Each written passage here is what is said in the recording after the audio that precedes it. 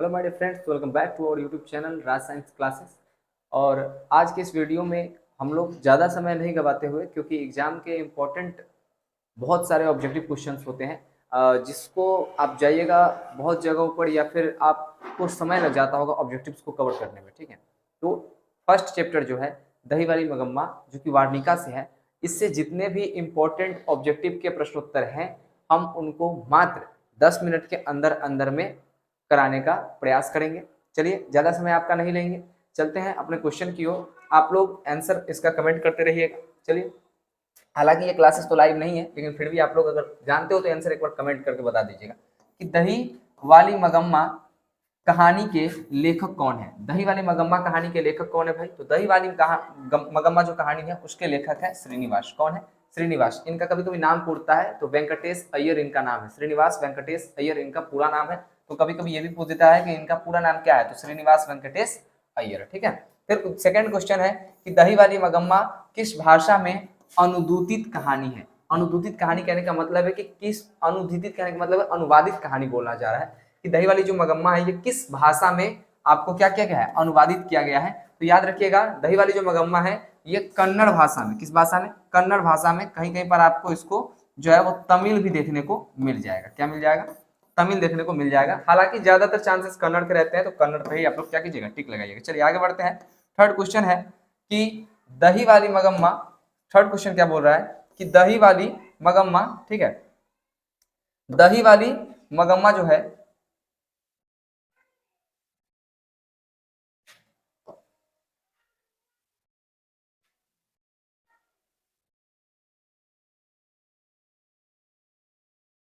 Third question करते हैं।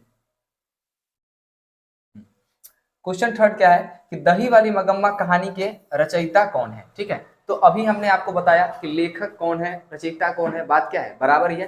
दही वाली मगम्मा कहानी के जो रचयिता है उनका नाम क्या है? श्रीनिवास है। क्या है? श्रीनिवास। थोड़ा सा हम आपको बड़ा कर देते हैं जिसके कारण आपको थोड़ा सा दिखेगा। फिर अगला क्वेश्चन क्या बोल रहा है वो समझने का प्रयास कीजिए। अगला क्वेश्चन बोला जा रहा है कि दही वाली मगम्मा शीर्षक कहानी का प्रमुख पात्र कौन है। यानी कि इस चैप्टर में जो आप पढ़ रहे हैं, दही वाली मगम्मा जो चैप्टर पढ़ रहे हैं, इसका प्रमुख पात्र कहने का मतलब है कि इसका सबसे मेन जो किरदार है, जैसे फिल्म में लीड रोल में जो हीरो होता है, उसी प्रकार इस कहानी के लीड रोल में कौन है। तो इसमें आपको दिख रहा होगा कि इस चैप्टर का नाम ही मगम्मा के नाम पर पड़ा हुआ है, तो इसका आंसर राइट क्या हो जाएगा? मगम्मा हो जाएगा। ठीक है, अगला क्वेश्चन हम लोग देखते हैं। क्या अगला क्वेश्चन बोल रहा है कि दही वाली मगम्मा, दही वाली मगम्मा कहानी को अनुवादक कौन है। अनुवादक इसको किसने किया था? यानी कि देखो, लिखा था इनको श्रीनिवास अय्यर ने, ठीक है, और लिखा गया है तो इनको श्रीनिवास अय्यर ने, लेकिन इनको अनुवादित किसने किया है? ठीक है, यानी कि दही वाली मगम्मा कहानी जो है इसका अनुवाद किसने किया है? तो याद रखिएगा, इनके अनुवादक का नाम है बी आर नारायण। क्या नाम है? B R Narayan. आगे अगला क्वेश्चन देखते हैं। छठा क्वेश्चन हम लोगों के पास है कि दही वाली मगम्मा शीर्षक कहानी में रास्ते में क्या है। रास्ते में क्या है भाई? तो रास्ते में क्या है? अमराई का कुआं है। क्या है? अमराई का कुआं है। इसके बारे में आप लोगों ने पढ़ा होगा, अमराई का कुआं है। यहाँ पर जो था वो रंगरप्पा जो था मगम्मा का क्या कर रहा था? हाथ पकड़ा हुआ था। ठीक है, चलिए, तो ये सब क्या है? दही वाली का मगम्मा वाला है। ठीक, चलिए, दही वाली मगम्मा में ये सब चीजें इंपॉर्टेंट था। चलिए आगे थोड़ा सा बढ़ते हैं हम लोग, इसके ऊपर थोड़ा सा चलने का प्रयास करेंगे। सातवां नंबर क्वेश्चन देखिए। सातवां नंबर क्वेश्चन क्या बोल रहा है कि मगम्मा, मगम्मा का अपनी बहू, मगम्मा का अपनी बहू से किसको लेकर के विवाद था। मगम्मा का अपनी बहू से किसको लेकर के क्या था? विवाद था। तो इसका आंसर था कि मगम्मा को अपनी बहू से उसके पोते को लेकर के विवाद था। क्यों पोते को लेकर के विवाद था? क्योंकि पोते को जो उसकी बहू थी, ठीक है, वो मार वार देती थी, पीट पाट देती थी, इसलिए पोते को लेकर के विवाद था। मगम्मा किस शहर में दही बेचा करती थी भाई? तो मगम्मा जो थी वो बेंगलुरु में दही बेचा करती थी। कहाँ बेचा करती थी? बेंगलुरु में। ठीक है, जिसको बेंगलोर बोलते हैं, यहाँ पर लिखा हुआ बेंगलुरु, तो बेंगलुरु ही लिखा जाएगा। ठीक है, चलिए 9 नंबर क्वेश्चन के बारे में बात करें तो 9वां नंबर क्वेश्चन क्या कह रहा है कि मगम्मा क्या बेचती थी। मगम्मा जो था वो क्या बेचती थी? अभी बोला है ना कि मगम्मा किस शहर में दही बेचती थी, तो मगम्मा क्या बेचती थी भाई? तो मगम्मा बेचती थी दही। क्या बेचती थी? दही बेचती थी। अगला क्वेश्चन है कि मगम्मा सरसों के किस विधि से, सॉरी, मगम्मा, यहां पर कुछ दिख नहीं रहा क्या लिखा हुआ है, मगम्मा किस विधि से दूध दिया करती थी। तो याद रखिएगा, बाड़ी से। किस विधि से? बाड़ी से। वर्षों है यहाँ पर, शायद वर्षों से किस विधि से दूध दिया करती थी? बाड़ी से दिया करती थी। किसे दिया करती थी? बाड़ी से। अगला क्वेश्चन देखिए, अगला क्वेश्चन क्या बोल रहा है वो समझिए। अगला क्वेश्चन 11 नंबर क्वेश्चन है कि मगम्मा किस कहानी का प्रमुख पात्र है। तो अभी हम लोग पढ़ रहे हैं चैप्टर ना कि दही वाली मगम्मा का प्रमुख पात्र कौन है। दही वाली मगम्मा का ही प्रमुख पात्र है मगम्मा, ठीक है। चूंकि इसके नाम पर ही पड़ा हुआ है तो देखने की जरूरत भी नहीं है। मगम्मा मिठाई किसके लिए ले जा रही थी। जाहिर सी बात है कि उसके घर में एक उसकी बहू थी और एक पोता था, ठीक है। तो पोते के लिए वो ले जा रही थी, ठीक है, क्योंकि बहू से तो उसका झगड़ा चलता था, तो बहू के लिए मिठाई को ले जाएगा जी, नहीं ले जाएगा। तो किसके लिए ले जाता है, पोते के लिए ले जाता है, पोता के लिए, पोती के लिए नहीं, पोता के लिए। किसके लिए, पोता के लिए। मगम्मा को किससे विवाद था, तो अभी बताया ना कि मगम्मा को किससे हमेशा विवाद रहता था, तो उसकी जो बहू थी उससे विवाद रहता था। किससे विवाद रहता था, बहू से, उसकी बहू से विवाद रहता था, क्योंकि बहुत सारी बातों में उन दोनों के बीच में बनती नहीं थी, और ऐसे भी सास बहू के बीच में कभी बनता भी नहीं है, ठीक है। चलिए 14 नंबर क्वेश्चन देखिए। 14 नंबर क्वेश्चन क्या बोल रहा है, 14 नंबर क्वेश्चन बोल रहा है कि मगम्मा अवलूर के पास कहाँ की रहने वाली थी। मगम्मा जो थी वो अवलूर के पास कहाँ की रहने वाली थी, तो याद रखिएगा बेंगलुरु तो आपको बताया गया है, वेंकटपुर की रहने वाली थी। कहाँ की रहने वाली थी, वेंकटपुर की रहने वाली थी। मगम्मा की बहू का क्या नाम था, देखिए मगम्मा की बहू का नाम उसी के नाम पर जैसा था, और यहाँ पर आपको सब में मामा दिख रहा होगा। याद रखिएगा मगम्मा की बहू का नाम नजम्मा था। क्या था, नजनुम्मा, ठीक है। चलिए आगे की ओर बढ़ते हैं। कह रहा है कि मगम्मा की कौन थी। अभी तो आपने बताया ना कि ये जो है ये क्या है, इसकी बहू है, तो हम क्या बोलेंगे कि बहू थी, ठीक है। रंगरप्पा कैसा किस्म का आदमी था, रंगरप्पा जो था वो कैसा किस्म का आदमी था, तो ये देखिए रंगरप्पा जो था वो बदमाश था, ठीक है, जुआरी भी था, और लंपट, लंपट कहने का मतलब चिपकू टाइप का आदमी था, ठीक है। तो ये तीनों हो जाएगा, क्या हो जाएगा, उपयुक्त सभी हो जाएगा इसका राइट ऑप्शन। अगला क्वेश्चन है 18वां नंबर क्वेश्चन कि श्रीनिवास जी का जन्म कब हुआ था। ये याद रखिएगा, लेखक का जन्म जरूर पूछता है। तो श्रीनिवास जी का जन्म कब हुआ था, श्रीनिवास जी का जो जन्म हुआ था वो हुआ था 6 जून 1891 में। कब हुआ था श्रीनिवास जी का जन्म, 6 जून 1891 में हुआ था, ठीक है। चलिए 6 जून 1891 में। अगला क्वेश्चन है, श्रीनिवास जी का जन्म हो गया। चलिए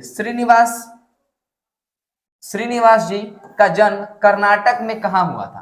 तो श्रीनिवास जी का जन्म जो हुआ था कर्नाटक में, याद रखिएगा कोलार में हुआ था। कहां हुआ था, कोलार में। कहां हुआ था, कोलार में, ठीक है। श्रीनिवास किस भाषा के साहित्यकार थे, तो अभी हमने आपको बताया कि किस भाषा के थे, कन्नड़ भाषा के थे। किस भाषा के थे, कन्नड़ भाषा के। क्योंकि सर अनुवादक तो आपने बताया था बी आर नारायण था, तो बी आर नारायण जो थे वो अनुवादक थे, क्योंकि कन्नड़ भाषा से उन्होंने हिंदी में अनुवादित किया था उसको, ठीक है। चलिए, तो कभी कभी क्वेश्चन ये भी पूछता है कि हिंदी में दही वाली मगम्मा को किसने अनुवादित किया है। साउंड का थोड़ा सा प्रॉब्लम हो सकता है क्योंकि हम लोग हैं रोड के साइड में, ठीक है, और हम लोगों के माइक का क्वालिटी भी उतना अच्छा नहीं है भैया, ठीक है। तो इसलिए थोड़ा सा आप लोग को झेल करके चलना पड़ेगा, उसके लिए मैं क्षमा प्रार्थी। चलिए अगला क्वेश्चन देखते हैं हम लोग, कहाँ पर थे हम लोग। श्रीनिवास किस भाषा के साहित्यकार थे, अभी हम लोगों ने बताया कन्नड़।